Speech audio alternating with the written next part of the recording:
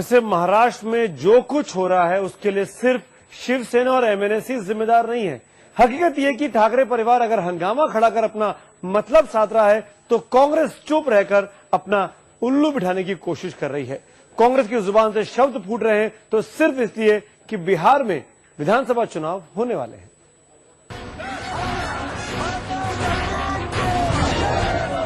ये सियासत का वो नुस्खा है जहां चुनाव की वेदी पर बेरहमी से लोकतंत्र का गला रेता जा रहा है। सियासत के ये वो चेहरे हैं जिन्हें राज्य की सत्ता के लिए देश के भविष्य को दांव पर लगाने से परहेज नहीं। सत्ता की इस जंग में शोर मचाने वाले खतरनाक हैं तो चुप रहने वाले कहीं ज्यादा खौफनाक। हैरानी की बात नहीं कि शिवसेना और एमएनएस जैसी पार्टियां अपने सियासी तर्कश में हर वो हथियार जमा करने में जुटी है जिससे मुल्क की लोकतांत्रिक परंपरा को धाराशाही किया जा सके, लेकिन सरकार खामोश है, बल्कि रह रहकर उन्हें हवा भी देती रहती है। हाल ही में टैक्सी के लाइसेंस को मराठी से जोड़ने का सरकारी प्रस्ताव इसका सबूत है। कहने वाले तो यहाँ तक कहते हैं कि ठाकरे परिवार अगर खुलेआम क्षेत्रवाद, भाषावाद और सांप्रदायिकता का खंजर लेकर घूम रहा है तो इसलिए कि कांग्रेस की सरकार ने उन्हें इसका लाइसेंस दे रखा है।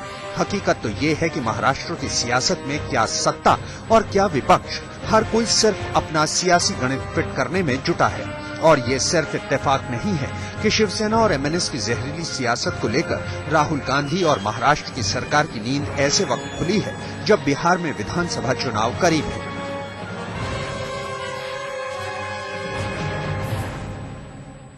राहुल जी का बयान बहुत ही देश की एकात्मता और एकता बनाए रखने के बारे में उन्होंने बयान किया है। देश को तोड़ने और महाराष्ट्र को जात और धर्म के नाम पर तोड़ने की जो भाषा शिवसेना और मन से कर रही है उसको उन्होंने बिल्कुल ठीक तरीके से जवाब दिया है। मैं राहुल जी के बयान का पूरी तरह से समर्थन करता हूं। दूसरे के कंधे और दूसरे की बंदूक से शिकार करने की कांग्रेस की आदत पुरानी है। मुंबई की कम्युनिस्ट पार्टी को ठिकाने लगाने के लिए वसंतराव नाइक की कांग्रेसी सरकार ने किस तरह बाल ठाकरे के दक्षिण भारतीय विरोधी एजेंडे को शह किया था, ये इतिहास का कोई सीक्रेट दस्तावेज नहीं।